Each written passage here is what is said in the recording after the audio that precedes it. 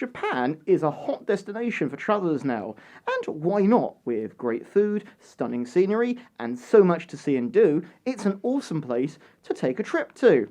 Recently, I went to Tokyo for a couple of weeks, along with my bunny Theodore Rabbit, and our friend Regdeh. Today, I thought I would share a little bit of what our furry vacation in Tokyo was like. If you think of furry things in Japan, you're likely to think of the mini mascots they have, bands such as Man with Mission, anime like Beastars or Shirokuma Cafe, or maybe even Japan's own furry convention, JMOF, which is growing rapidly year on year. With all these in mind, we were certain ourselves that we would be able to find some furry elements to add to our trip. After months of planning and looking at what to do with our time there, it was time to pack and get ready to go on our holiday. Being the wrong time of year for JMOF, conventions were kind of out the window on this trip, and because we had plans to buy a lot of stuff, so was the plan to take our fursuits. And I'm not going to lie, given Air France managed to lose our suitcases both ways, I'm sort of glad we didn't. After 20 hours or so of travelling, we arrived in Tokyo. Blurry-eyed, tired, we felt like zombies for half of it.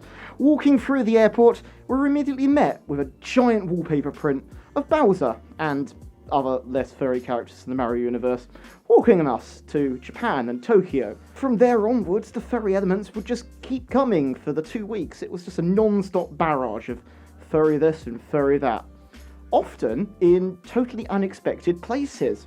Take, for example, vending machines. Many of the Coca-Cola ones on the streets had a polar bear silhouette printed on the side of them, which makes sense when you consider that Coca-Cola, heavily uses polar bears in their adverts, especially at Christmas time. And, I'm not going to complain about seeing cute polar bears around the place and on every street corner. Yay bears. Signs and window stickers also had furry elements attached to them. For example, this one warning you about keeping your hands out the door has this bunny in pain. It's kind of interested. Or there's this advert we saw on the doors of a train. Much of the furry stuff was also on our doorstep too, near the hotel. Take the Godzilla statue on the roof of the Grocery Hotel in Kabuchiko. This head stares down at everyone below, and during the day it had hourly shows of lights and sounds. I was even able to get right up close to it and stand next to it on the roof of the hotel. Strictly, that is only open to hotel guests, but we were sort of able to find our way up there with relative ease. Gachapons were another thing where we often found furry items. And trust me, the machines are on every street corner and outside every shop. Gachapons are obviously the little machines you put money in. They're well known for their strange and quirky novelties. 300 yen, or roughly $3, would often get you a high quality Amphro figure of an animal or something random. And they had something for every fur, from pandas to rabbits, and even raccoon ones. Yay. If an animal figure wasn't your thing though, how about something from the anime Beastars? This one dispensed little Beastars branded coin purses, which I won't lie, turned out to be super useful for storing change for the arcades in. And, I actually think we loved them so much we collected the whole lot of these. But, beyond that, the usual tourist sites often also had a furry elements to them. Sometimes, though, these were tucked away. Take, for example, our trip to Asakasa. Now, the shrine is, a must-see. It's beautiful. It is extremely busy with tourists, so go early. But tucked away from it, just round the back, is a little tiny street, which is much quieter, and a lot more furry. It's called Tanuki Dori, or simply put, Tanuki Shopping Street. And besides the locals and the occasional tourists wandering through, we pretty much had this place to ourselves. And as the name suggests, it features Tanukis, which made Regdeh very happy.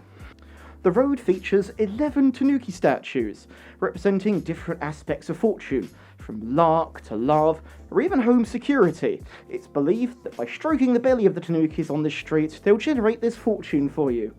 Another destination on our trip that ended up being quite furry was Ikebukuro. Home to the first Pokemon Center we visited this trip, this district had much to offer us. For one thing, next door to the Pokemon Center was the Roque Raccoon store. Yay! Very adorable. As tempted as I was to buy the giant towel pillow they had on sale there, it was a little on the pricey side and quite big, so I settled for a plush and some postcards, but it really was great seeing a shop with dedicated Roque Raccoon merchandise. He really is adorable. And yeah, I mean, you know, it's not the only thing there. While we were there was, we decided to give an animal calf a try.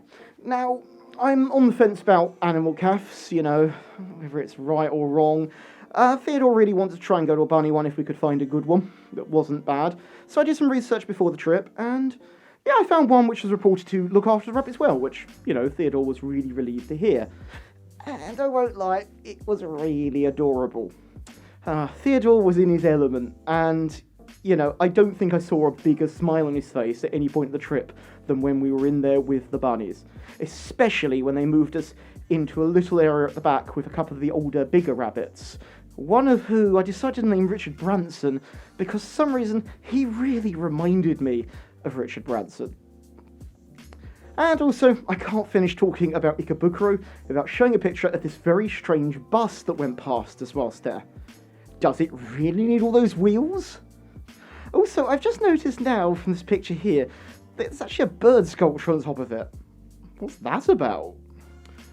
This wasn't the only strange bus we saw on the entire trip, for the record. The weirdest being this one promoting something called Vanilla. I think it might be an anime or a band, but it just played its jingle on loop, and it kept appearing around the place. It stalked us, seriously. Following a short rain shower in Ikebukuro, we moved on to a place called Yanagaginza this day, and I must say, Yanagaginza is a real hidden gem. It's easily one of the places I'd recommend the most, especially if you can get there at sunset. It's very beautiful, and it reminded Theodore Rabbit, especially, of Shenmue. Also known as Cat Town, so I wasn't kind of expecting to see cats and cat-themed things around. I wasn't wrong. There wasn't much in the way of actual real-life cats. There was one that was owned by an owner, but there was a lot of cat murals, so if you're a cat fur, this place is really up your street. Also, they had amazing street food. And also, there was a shop selling absolutely massive carrots, which Theodore was really impressed with. Rabbits.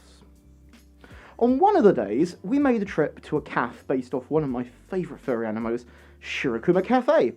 Having been to the Gundam Cafe on a previous trip some years back, I knew to expect high prices, but, you know, really good theming at the same time. And having learned that there was a Shirokuma Cafe based on the anime Shirokuma Cafe in Tokyo, I just had to visit it. And it was just a really fun place to visit. Immediately on entering, you were met with a giant panda and penguin sitting at the counter, similar to how they are in the anime. Brilliant. And the walls were decorated with lots of art from the anime and signed merchandise. And yeah, they had a decent range of snacks and drinks. Myself and Theo ordered the coffee, and Regdeh ordered some pancakes because he was hungry. And the theming on them was so good, it felt wrong to eat the coffee and the pancakes. It just looked so beautiful and, you know, kind of felt bad. But it was tasty. You got like a lucky dip as well, where you could get a drink coaster, and you kept to keep that obviously. And they had some really lovely merchandise on sale. So, you know, if you're a fan of the anime, or you like bears, or pandas, or even penguins, go check that one out. Talking of bears though, yay bears, there was quite a lot of bear things dotted around the city. From a giant one that we found outside a sportswear shop in Odaiba, to a giant statue of one we found in Yokohama. They like bears. And, while I'm on it, Yokohama, that was an interesting place to visit. Not quite my favourite destination of the trip, but it was where we found ourselves queuing outside a Pokemon Center on the launch day of the new game, with the other fans to be among the first to buy the new Pokemon Sword and Shield games. It was just such a fun atmosphere, and it was really nicely organised too. We got like a free model of the starter Pokemon as well to go with our copy, so it just made for a really fun launch day for the game. And while I was in Yokohama, we popped by the Cup Noodle Fat Museum, which was quite an interesting experience, I must say. The building it's in feels more like an art gallery, I think, than a cup noodle museum. But you get the chance to build your own cup noodle and design the cup. Theodore made his with extra bunny on it, as you'd expect. And after this, we made a trip into the famous Chinatown of Yokohama, which I will say was very colourful, especially as it was around sunset at this point. And we found this panda superstore, which I must imagine is probably a must for any panda fur, although it could get quite expensive. Towards the end of the trip, and with Tokyo Disney just a short ride by train from the city, we had to go pay a visit because, Disney. Now, there's two parks there. You've got the normal one and you've got Disney Sea, which does seem to be the one that everyone says you must go to. But there's only one of them has a meet and greet with Nick Wilde and Judy Hopps, so you know which one we went for. And I must say, it was an amazing experience. Whilst the rides are similar to the American or the Paris one even, there were some different ones too, and a little bit of differences. Food was a lot cheaper, for one thing. Theodore was really pleased to get to go on the Roger Rabbit cartoon spin ride, which is great. He got to see Toontown, we met lots of really cool Disney characters, and the light parade was just amazing to watch. Some of the other highlights, there was the Country Bears Jamboree, which I think is the only one left, so yay bears again, yay singing bears. And there was this raccoon-themed cafe near Splash Mountain, which had really reasonable food prices. And, raccoons, so yay, that's awesome. Theodore also managed to get his hands on some very hard-to-find and quite rare Oswald Rabbit merchandise too, which, just made the trip even better. Going to Disney Park for me personally has always been a magic experience, and I've got so many good memories from it, and it was just really nice to get to do this again. And once again, it proved to be a great day out. So, and then we pretty much ended up spending all of that day in Disney. Park was open from about 9 a.m. till 10 p.m. And, we ended up staying for the whole thing because we could get on so many rides and see so many things. But then, after Disney, sadly, the holidays started to come to the end. Only a few days left. And it was time to reflect on the experience in Tokyo that we had had. It had truly been an absolutely amazing adventure. Memories to absolutely last a lifetime. It had been so much fun discovering some of the interesting furry things and just the unusual furry things that Japan has to offer. And it has just left us wanting more.